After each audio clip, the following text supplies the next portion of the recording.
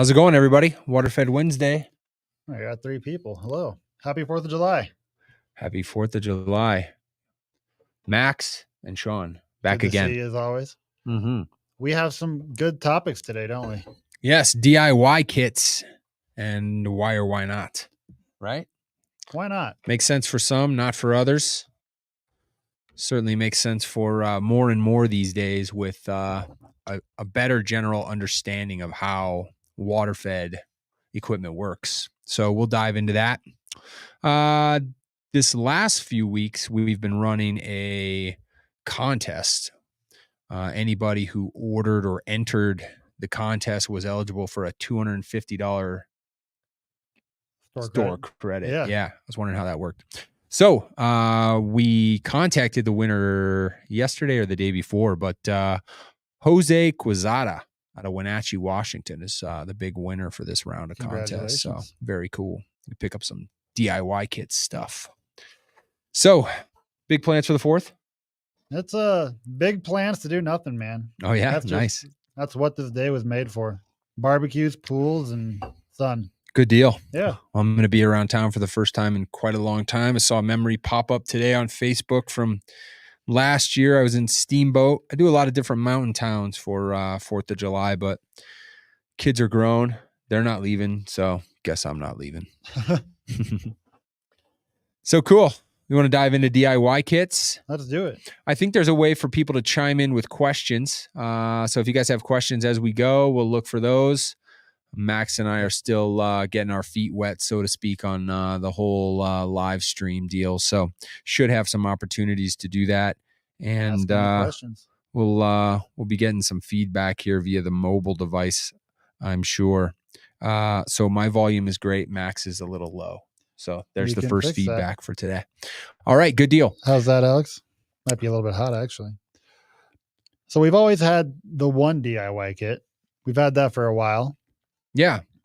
And what have we done? We've added 3 new things recently. And I can go ahead and show them here. The first thing we added, we have a delivery panel. Now, what would someone use this for?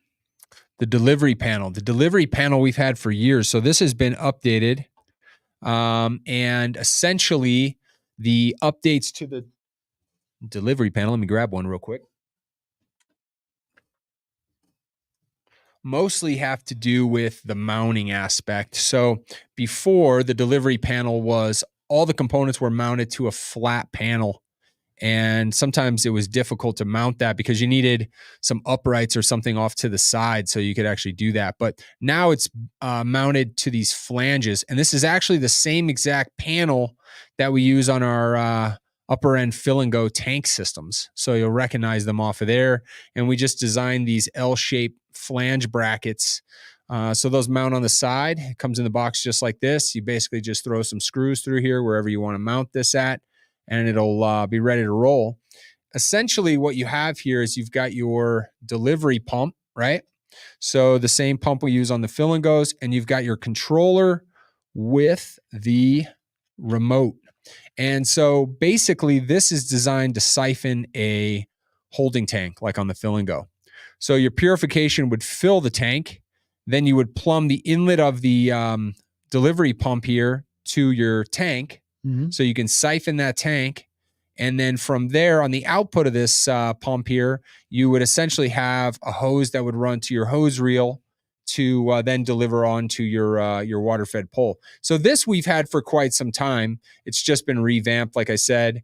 It's a simple wire connection. You've got a positive and negative. It actually comes with much longer leads than this, so you can get quite a bit of ways from the panel itself to mount to your battery. But that's what we call the delivery panel. And those are 1/2-inch barbs on that? Those are 3/8 barbs. 3/8 barbs. Yeah. So the barbs on this are 3/8. They're designed to work with all of our 3/8 yellow Tucker pure water line hoses. Now we have one more thing coming up, and that's going to be the booster panel. Yeah. Before we get into that, let's chat about the remote. So the remote has 4 buttons. These controllers have come a long way in the last couple of years. So the last remotes that existed for these controllers basically had one button, and it was like a on off when you hit it. And it worked more like the remote on a lock unlock for your car. Just You a had to single be, button, right? yeah, you had to be pretty Yeah. close too, though, and as far as the range goes. So, you know, a lot of people would get, you know, a couple 100 feet away, and it wouldn't work a lot of times. Or if you go around the corner of the building, you wouldn't get any signal back to the pump. These remotes essentially control the controller and turn the controller on, off, up and down, that kind of thing. And probably ought to touch a little bit on the controller's features itself as well. Sometimes I get lost in the fact that some of this is second nature to me, but maybe not others. So this is your 1.4 gallon delivery pump. We do have people that will contact us from time to time that are working with systems or, you know, DIY, or maybe they even bought some skid or something from somewhere else and they're trying to get us to help troubleshoot it or whatever else. One of the biggest issues we run into is the wrong size delivery pump. Bigger is not always better for delivery pumps. We only need about a half to 3 gallons, 3.5 of a gallon a minute to clean a window. So you don't need a 4, 5, 6 gallon per minute delivery pump. It's just kind of a waste. And the pump's not going to move that volume through the small diameter hose on the water fed lines, much less all the jets, right? So this is a 1.4 gallon per minute. We've used these pumps for many years now, so they're proven in this application. And they're wired to these controllers, which basically the controllers allow you to turn up and down the pump's capacity. So the max output on the pump is 1.4 gallons a minute. Right. So if you crank this controller all the way up on the flow setting, you're going to get the most out of it as you can. The nice thing about that is you can turn it down and dial it into only what you need, and then your tank of pure water lasts you much longer. So a lot of people find that sweet spot, and it's usually not all the way up. And then the other thing you can adjust with the controller is also the pressure. So all these pumps have pressure switches. This one's 90 PSI, which means at 90 PSI of back pressure from downstream, you know, your pole, your brush, when you close the valve, it builds back pressure. When it reaches 90 PSI, this will shut off. So you can actually increase or decrease that as well on the controller. And then the remote essentially has the same ability to do all those functions when you're not right next to it, able to press the button. So the controller just makes it run in the safest conditions. It's not going to keep running when the line's shut off. It'll give you the right pressure to get up to the right height that you're at. Yeah. And you could calibrate that manually or tell it to do that itself. Right. So the controller, you know, these pumps last years and years when you're utilizing the controller. Mhm. And the controllers are generally fairly bulletproof as well. Some of the things is they have a water resistance rating, but they're not waterproof, right? If you were to submerge it in water, it would take on water. So you have to be cognizant of that and think about that in the field and how you mount it in your vehicle and those kinds of things. So keep that in mind. You want to protect that a little bit in terms of that. But the remote has 4 buttons, and essentially one of them is an on-off. So just turn that controller, that pump on and off. The other ones are flow up. So you can increase that flow I was talking about from half a gallon, you know, on up, or flow down. And the way that it adjusts it is by about 10% each time you press it. So if you press it up, it'll go up 10% more until you max it out. Mm-hmm. And then the other button is recalibrate. And so the reason why you would want to turn up or down your flow is, let's say you're working at, you know, ground level, and then you turn the corner of the building and now your pole's going up 3-4 stories. Right. You need to increase the volume and the pressure so that it can get up there with the pump increasing, right? So now you've got to go higher, you're fighting gravity. And when you lower it back down, you might as well turn it down so that you have your tank last a lot longer if you're not making water on site. Recalibrate is if you have some situation come up where the pump and the controller stop communicating, you just hit recalibrate and it just basically resets the relationship between the two devices in that moment. G Off White says. He's talking to his buddy there. It might be Oh, his yeah, he son's might name. be tagging Jack. Yeah, Jeff is Appleton, Wisconsin. Longtime customer and friend. I have some Hey, friends in Jeff. Appleton. I went there like 6 years ago now. I spent a week out there. Nice. This is like the third time Appleton has come up in the last week because Braxton is from Appleton. Oh, no kidding. Or a tiny town outside of Appleton that he thought I wouldn't recognize either. But he mentioned Appleton. So tying it all together. Hey, Jeff. Jeff is a big DIY guy. He's put a lot of our stuff together on different setups. So we have the delivery panel and we have the purification kit. Can you touch on the purification a little bit, Max? Yeah, so the purification kit, and we'll pull this up here.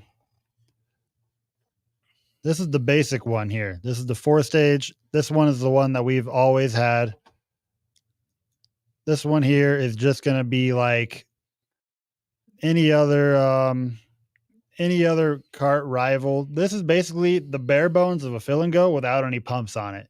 It's got one RO, one 10-inch DI, two pre-filter housings, sediment and carbon, and it comes with the extras of all of these fittings and extra filters that you would need for your first replacement. And then after we made the booster pump and the delivery panel, we then came back and we made the advanced kit. And this one you can see here is the same base kit that we had before, but now including the delivery panel here and the booster panel here. And some things that we added to the fill and go that are now included on this would be this breaker panel here, this fuse panel. Whereas used to in the fill and goes, it was tucked behind the frame. Now the fill and goes have this as well as this booster panel. Yeah, with the inline TDS meter. The fuse block. Yeah.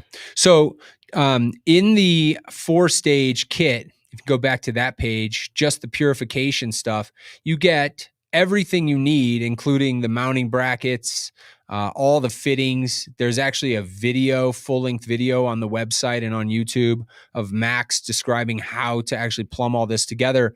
Because a lot of times what happens is people will piece these kits together on Amazon or different sites, and they'll buy a housing, they'll buy an RO, they'll buy this, they'll buy that, and then they'll call in and they'll say, I've got a problem. Everything is not right off of whatever website able to do what we're doing in the window cleaning industry, right? You've got all these different filters for different applications, all these different membranes. And so what we've done with this kit is basically put everything in one box that you would need for all of the assembly. That's cool, Jeff. Including the instructions. Yeah. 3 DIY kits in our vans. Yeah, he's a big DIY guy. Absolutely. So the pros to this kit are everything's there, everything's right. It's essentially the same exact components, to Max's point, that you're going to have on any of our systems. There's no skimping. I mean, it's the same exact components. You know, the cons are you might pay a few more bucks to get that kit compared to kind of piecing it together. But obviously, if something goes wrong with any of these components, you're going to have us having your back in terms of that. What about where's it at? I know I had a note here. Especially when you're trying to make out your own van or trailer and you're trying to build around the space that a pre-made unit occupies. Yeah. It's good to be able to go frame it in wherever you think it needs to be. Yeah, absolutely. I mean, we've got a lot of pressure washing industry dealers that buy this kit and just build it out on skids that they're building for people. So it's a complete solution as far as that goes. Can you get to the, actually, I have one right here, actually. Yeah. So what's coming up next, we'll show this here, is the booster panel. Yeah. And we have one. So go back right to Shawn's there. hands. You go. There you go. So this one's got a little more weight to it. But basically this is a booster pump panel rather than a delivery panel. So on the booster pump panel, same metal panel in terms of mounting and everything. On the booster pump, this is for putting before the purification kit. Now, what you want to do is you want to have your sediment and carbon pre-filter feed this pump and then go into your RO and then your DI. So sediment not after the RO. Right. Sediment carbon, splice this in, on your half-inch tubing. So the inlet to this boost pump goes on the outlet of the carbon tube. And then the output of this is now the tube that's going to go feed your RO and your DI. And so what this is this is a 5.5 or 5.3 gallon per minute 12 volt pump. So this is going to move a lot of water at about 100, probably more like 90 in real life PSI into the RODI setup. And it's going to increase the speed in which you can make water, right? So it's going to double your gallons per minute that regular tap water could do. It also has built in an on-off switch for the booster pump, so you can turn it on and off. If you shut your pole down downstream, this pump continues to run, and that's by design, and it's perfectly fine for it. But you're going to want a master switch, if you will, to turn the pump off when you want it off. So that's built in here, a 12-volt rocker switch. There's the built-in inline TDS meter, and that comes with 2 connections. So you're going to have the ability to test out of the RO and then out of the DI. So you can check your RO's performance and your DI's performance. And then, as Max alluded to prior, it has this fuse block built in. And my recommendation would be, if you bought the booster pump panel and the delivery panel, to actually wire the delivery panel into the booster pump panel, set up a fuse for it, and then utilize this specific wire lead here off to your battery. So you can see the guys do a real nice job with your positive and negatives here to go off to your battery connection. And everything we've been talking about is battery powered. The TDS meter runs off of its own internal AAA, so it's not reliant on the battery itself in terms of this. But there's lots of room still here by design for you guys to hook up any other 12 volt things and then run this breaker box, if you will, or this fuse box directly to your battery. Thanks for liking the video, AZ Cleaning Supplies. And talking about batteries, what type of batteries should people be running on these? Because it's not going to be your standard car battery. It's going to be a deep cycle marine battery. One, doesn't need high cranking amps, but it needs long amp hours. Yeah, so very specific. That's kind of primary difference, right? So you've got 2 different types of batteries out there. You've got the battery designed to go in a car. It delivers a lot of amps all at once to crank the engine. And then you've got, batteries that are more leisure or slow delivery of the amps, like what you would have in, your boat for your trolling motor, or, a lot of different things like your golf cart that's electric runs off that kind of technology. RVs have them in them. And those are what you want. You want a deep cycle. A lot of times they're called marine batteries because it's designed to give amps for a long period of time. Mm-hmm. And, which one should I buy is always a question we get. And the answer is the biggest one you can afford, quite frankly, because they're all rated by amp hour. And so the larger the amp hour rating, the longer that battery will run without needing to be recharged. So if you're pulling 10 amps, for example, and you have a 60 amp hour battery, well, the most you can run that thing for is 6 hours. Right. I've seen them upwards of like 300, 350 amp hours on some of them. Yeah, there's really some big ones out there. And then going back again, we put all of that together into one kit, which is just going to be right here, the ultimate DIY kit. And this is just going to be the same components we talked about, plus the original DIY kit. And this is our fill and go deconstructed. Yeah, essentially, if you bought those three components, if you have your own tank, you've got a fill and go right out of the box, right? It's just a little bit of plug and play for you. And then if you go to the dual option, which adds some money there, basically that's just duplicating the delivery panel we talked about. So now you can set that up for 2 operators out of the same vehicle. And then last but not least, I wanted to show this. This is the video we have on our YouTube channel, which is Tucker_USA. And if we bring this up, for work, play, and every day. I'm sorry. Upgrade with over 1 million parts in So if we bring, ads. Yep, right. Not sponsored by a real truck. or this. If we wait for this to load. Okay. So we bring this up. This is a video I made last year. And this is me going through how I set up an entire DIY kit. I build it up, and this you can see right here, Tucker 4-stage. You could find this on the YouTube channel, Tucker_USA. I'm going through every component and I'm building it at a table. And we could skip through here. You can see I showed through how to mount to the bracket, where to mount the bracket, and how to cut your hose, and kind of where you would run all the hose to complete the entire kit and make sure water's going the right directions everywhere it needs to go. So that could be a helpful tool if you decide to go this route. And you can call in at any time, 303-663-1779 or info@rhgproducts.com. And we're happy to help you out with any questions you have. Hi, Paul. Paul, another longtime friend down in Texas. And Jeff says, we have 2 AMG Marine batteries because the battery only dies in the middle of a big job.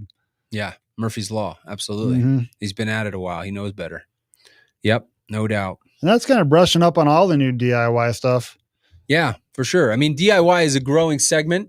That's kind of our offering. Outside of that, you're basically able to call in and get absolute best-in-class technical support if you're putting a skid together or whatever else you're doing, as Max touched on. Everybody that answers the phone here has built systems.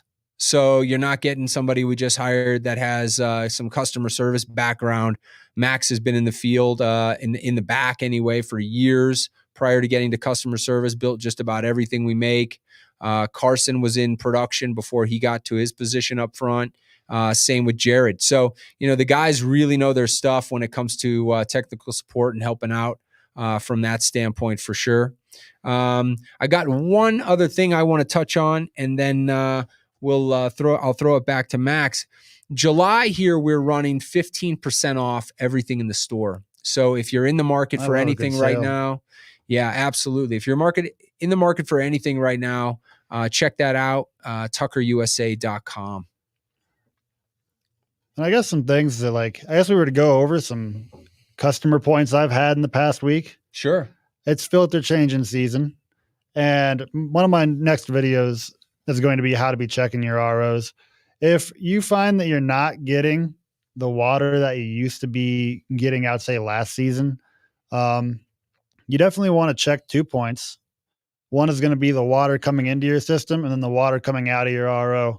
And you could isolate that by taking the DI filter out or disconnecting the shark bite going into the DI housing if you feel comfortable doing that. And you want to measure the water coming out of your DI house or out of your ROs. And you want to see that ratio and reduction between the tap supply and what's coming out of your ROs. And in a healthy RO, you want anywhere from 80 to 90%. So if you have 100 coming off the wall, you want 20 to 10 coming out of your RO, and your DI is going to clean up the rest. And so a lot of people, they get their systems and then they store it long-term over the winter, and they don't run water as often as they should through it, which is bi-weekly. Yeah. I think those are some key points. So if you have a system, to Max's point, where you feel like the flow is diminished, the cheapest and fastest way to figure out a fix is to pull the pre-filter or pre-filters, right? If you pull those pre-filters and now your flow is just exponentially better, change your pre-filters. Mm-hmm. And that will resolve things for you in terms of flow 90% of the time. And Max's point about checking your TDS coming out of the building and out of the RO, you definitely want to do that every once in a while. And another indicator that you have an issue with your RO is, let's say, you've got a DI in there and it usually lasts, X amount of jobs, and all of a sudden you start going through them a lot quicker. If your RO was working at 90% efficiency and all of a sudden it's at 80, well, your DI is going to last half as long. Right. Yeah. So that's an indicator that you've got a problem with your ROs for sure.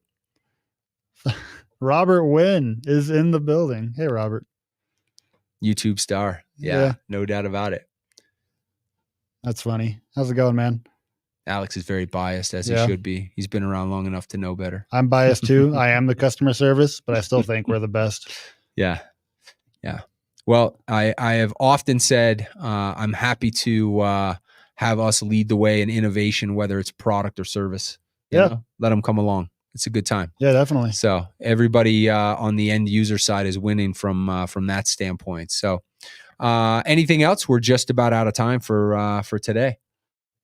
I can't think of much else, man. That was a good video. Yeah. I think we went over a lot with the new products, and I'm excited to see them being used. Yeah, absolutely. We've been doing this every couple weeks. I don't know when the next one will be. In 2 weeks, I will be fishing with my son on Lake Champlain. So maybe if you and Alex want to pick it up in 2 weeks, that'd be cool. If not, when I get back, we'll revisit. But do us a favor. If you haven't subscribed, liked, whatever those social cues are, please do. And send us, however you like to communicate with us, please send us topics for Waterfed Wednesday. The more topics we have, the more often we can do this. A lot of times we're just sort of like, what should we do, right? So if you bring us topics, we'll bring them to you. Tucker fishing live stream, 2 weeks. It's coming up, Lakeside. All right, I'll try and do that. Other than that, hope y'all have a great 4th of July. Thanks for stopping by. Yep. Stay safe, everybody. We're out of here. Take care.